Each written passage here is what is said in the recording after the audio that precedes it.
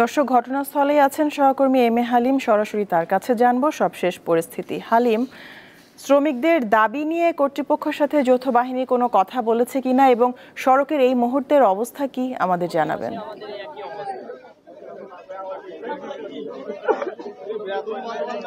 জি জ্যোতি, এই মুহূর্তে কিন্তু সড়কের অবস্থান আমরা যদি বলি একেবারে কিন্তু এখন নাজুক অবস্থা। এখানে যেটি নবীনগর চন্দ্রা মহাসড়কের দুটি লেনে কিন্তু এখন যানবাহন চলাচল বন্ধ রয়েছে এবং শ্রমিকরা কিন্তু এই সড়কের মধ্যে কিন্তু আপনারা দেখতে পাচ্ছেন এখানে কিন্তু সেই গাছের গুঁড়ি ফেলে এবং আগুন ধরে কিন্তু তারা এখানে অবরোধ করছেন এবং শ্রমিকদের দাবি সেটি হচ্ছে যে অক্টোবর মাসের যে তাদের 10 তারিখে বেতন দেওয়ার কথা ছিল সেই বেতনগুলো কিন্তু এখনো পরিশোধ করা হয় এবং সেই সাথে বিগত 4 বছরে যে এদের ছুটি সহ অন্যান্য যে এদের দাবি দেওয়া ছিল, যে বেতনগুলো ছিল, সেই বোনাসগুলো কিন্তু তারা পায়নি। সব মিলিয়ে কিন্তু শ্রমিকরা গত 3 দিন যাবত এই নবীনগর চন্দ্রা মহাসড়কে যেটি চক্রবর্তী স্থান সেখানে কিন্তু তারা অবস্থান কর্মসূচি পালন করছে এবং সকাল থেকে এই অবস্থান কর্মসূচি পালন করে কিন্তু তারা রাত 10টার দিকে তারা সরে যায়। সেই হিসেবে আজকেও কিন্তু তারা এই নবীনগর চন্দ্রা মহাসড়কে কিন্তু তারা অবস্থান করছেন এবং আরেকটি বিষয় জানাই, এই নবীনগর চন্দ্রা মহাসড়কে যেটি বেসিমকো ইন্ডাস্ট্রিয়াল পার্ক, যেটির মালিক হচ্ছে যেটি সালমান এফ রহমান, সেই সালমান এফ রহমান তিনি এখন বর্তমানে কারাগারে রয়েছে এবং সেই কারখানার কিন্তু এখন একটি নাজুক অবস্থা রয়েছে এবং আমরা দেখতে পেয়েছি বিভিন্ন সময় মাঝে মধ্যে কিন্তু এই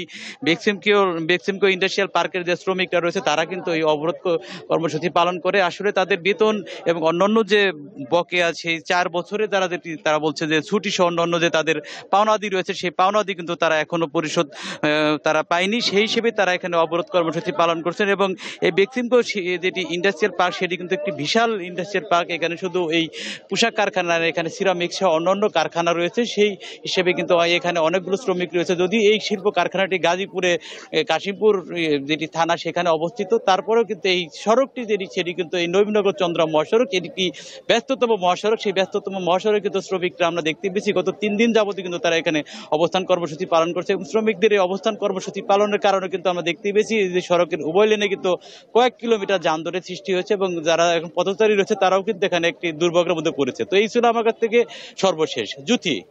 হালিম, আমাদের সাথে যুক্ত হওয়ার জন্য আপনাকে অনেক ধন্যবাদ।